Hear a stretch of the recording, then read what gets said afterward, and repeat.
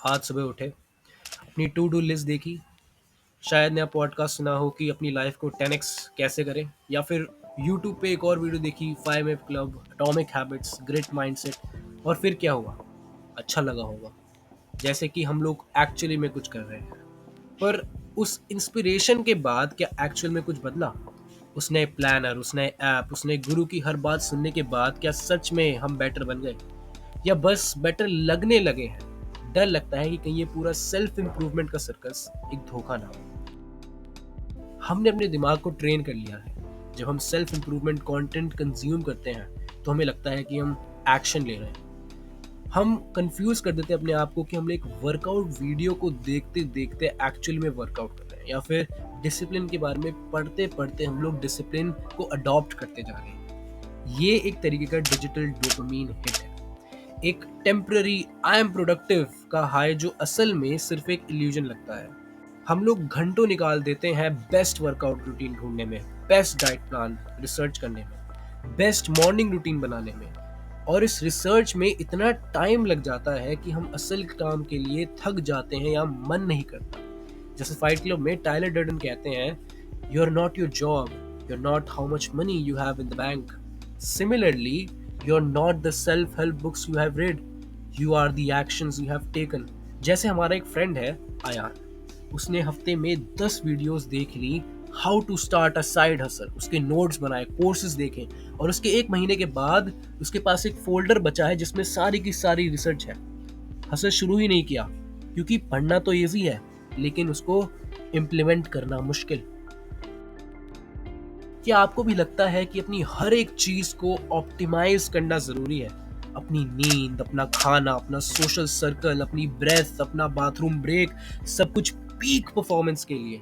जैसे हमारे पास एक लड़का है आयान नाम का, उसने अपने घर में एक कॉम्प्लेक्स स्मार्ट लाइटिंग सिस्टम लगवाया है ताकि उसकी स्लीप साइकिल ऑप्टिमाइज हो सके। सुबह ब्लू लाइट, शाम को येलो लाइट, हर दिन स्लीप ट्रैकिंग ऐप चेक करता है।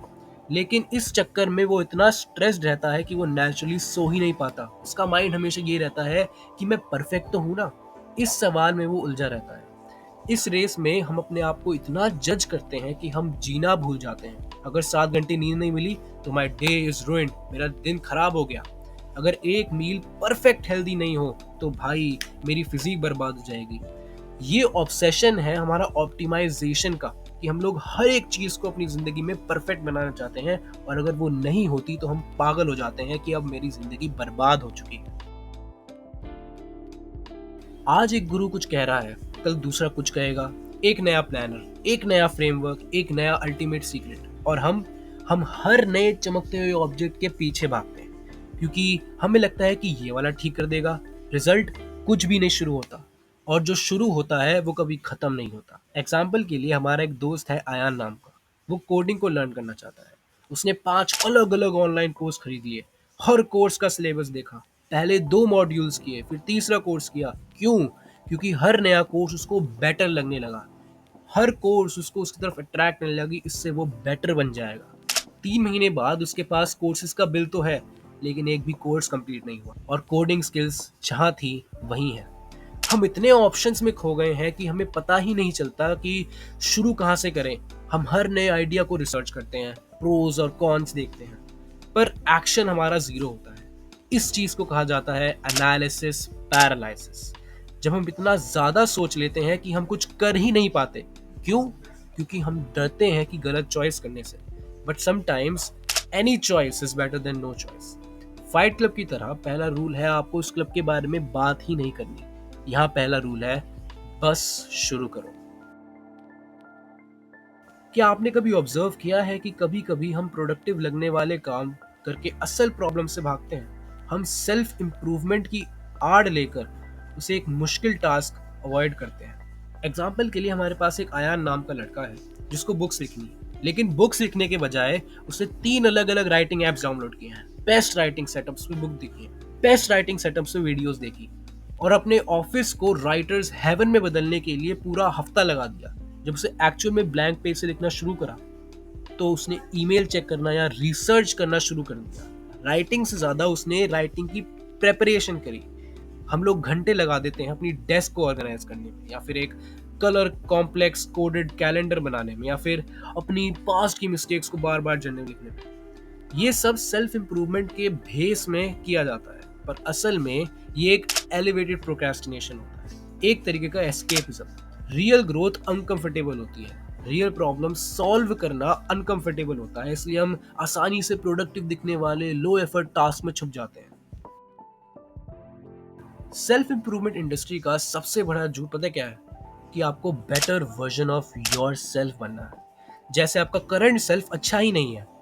ये हमें हमेशा ये फील करवाता है कि हम कुछ है ही नहीं, ये हमें फील कराता है कि हम लोग कम हैं। एग्जाम्पल के लिए आयान ने हर नया डाइट ट्रेंड ट्राई किया, हर वर्कआउट फॉलो किया क्योंकि उसको परफेक्ट बॉडी चाहिए थी। इस चक्कर में उसने अपने फेवरेट फूड्स को अवॉइड कर दिया, सोशल गैदरिंग्स मिस कर दी। साल भर बाद वो लगने लगा फिट, पर अंदर से बहुत अनहैप्पी और अनसिक्योर था, क्योंकि उसने एक्सटर्नल वैलिडेशन के पीछे अपनी मेंटल पीस को खत्म कर दिया। उसने अपनी आइडेंटिटी को उस बेटर वर्जन में बनने के लिए उसको खो दिया। ये जो बेटर वर्जन का कॉन्सेप्ट है, ये एक एंडलेस है, ये ऐसी चीज है जो कि कभी खत्म होगी ही नहीं। हम जैसे भी सेल्फ इंप्रूवमेंट गोल अचीव करते हैं, हमारी इंडस्ट्री एक और नया गोल ले आएगी जिसको हमें सेट करना होता है। Be a better you, unleash your potential, transform your life. ये मार्केटिंग है जो हमें हमेशा डेफिशिएंट फील करवाती है ताकि हम उनके प्रोडक्ट्स और कोर्सेज को खरीद सकें। पर सच तो ये है कि हम लोग ऑलरेडी इनफ हैं। हम लोग कभी भी परफेक्ट अपनी जिंदगी में बन नहीं सकते। हम जो बन सकते हैं वो है रियल।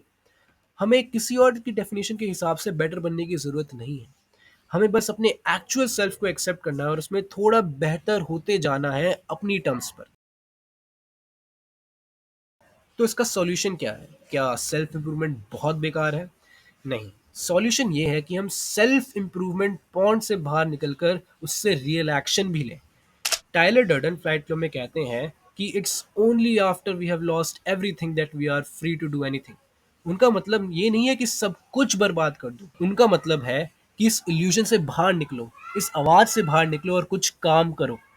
हमको इस परफेक्ट प्लान के ऊपर या फिर एंडलेस कंटेंट के ऊपर जो कि सेल्फ इंप्रूवमेंट में बनता है, इससे बाहर निकलना है। हमको एक चीज पकड़नी है, अपनी सेहत या फिर अपना काम, अपना रिलेशन, जिसमें हम इम्प्रूवमेंट करना चाहते हैं, और उस चीज पे छोटा सा एक्शन लो, बिना किसी हाइप, बिना किसी गुरु के। हमें उस परफेक्ट आइडियल वन सेल्फ बनने की जरूरत नहीं है। हमें सिर्फ धीरे धीरे, one step at a time बनकर एक स्लाइटली बेटर वर्जन बनना होगा, कंसिस्टेंट।